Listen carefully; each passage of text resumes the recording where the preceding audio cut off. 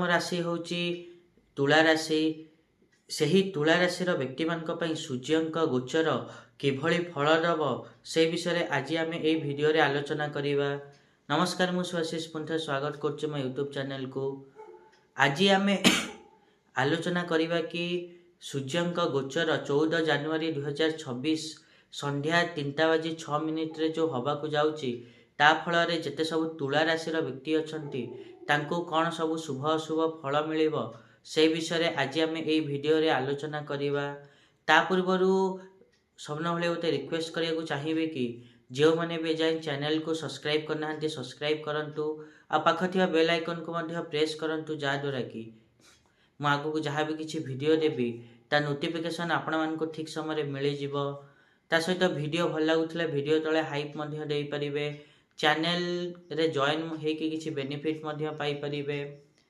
ତା ସହିତ ଯଦି ଆମେ ତୁଳା ରାଶି କଥା କହିବା ତାହେଲେ ତୁଳା ରାଶିର ଯେତେ ସବୁ ବ୍ୟକ୍ତି ଅଛନ୍ତି ତାଙ୍କ ପାଇଁ ସୂର୍ଯ୍ୟ ହେଉଛନ୍ତି ଏକାଦଶ ଭାବର ଅଧିପତି।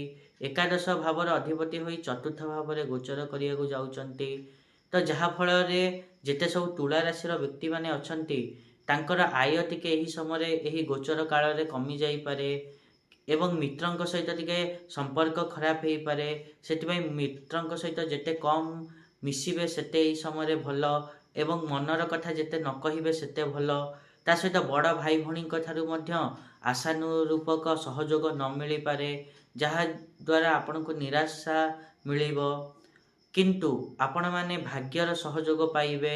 ତା ସହିତ ସହକର୍ମୀ ଏବଂ ଉପରସ୍ଥ କର୍ମୀମାନଙ୍କ ଠାରୁ ସହଯୋଗ ସହାନୁଭୂତି ମିଳିବ ଏବଂ ଯାହା ବି କାର୍ଯ୍ୟ କରିବେ ସେଥିରେ ଭଲ କରିବେ ଏବଂ ତା'ର କ୍ରେଡ଼ିଟ୍ ମଧ୍ୟ ଆପଣଙ୍କୁ ହିଁ ମିଳିବ।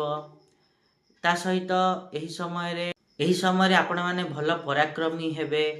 ତା ସହିତ ସମ୍ପତ୍ତି ସମ୍ବନ୍ଧୀୟ କୌଣସି କାର୍ଯ୍ୟ କରିପାରନ୍ତି ଏବଂ ଫେବୃଆରୀ 1ରୁ ନେଇକି ଫେବୃଆରୀ 15 ଯାଏଁ ଆପଣମାନଙ୍କୁ ଧନ ମିଳିବାର ମଧ୍ୟ ଯୋଗ ବନୁଛି।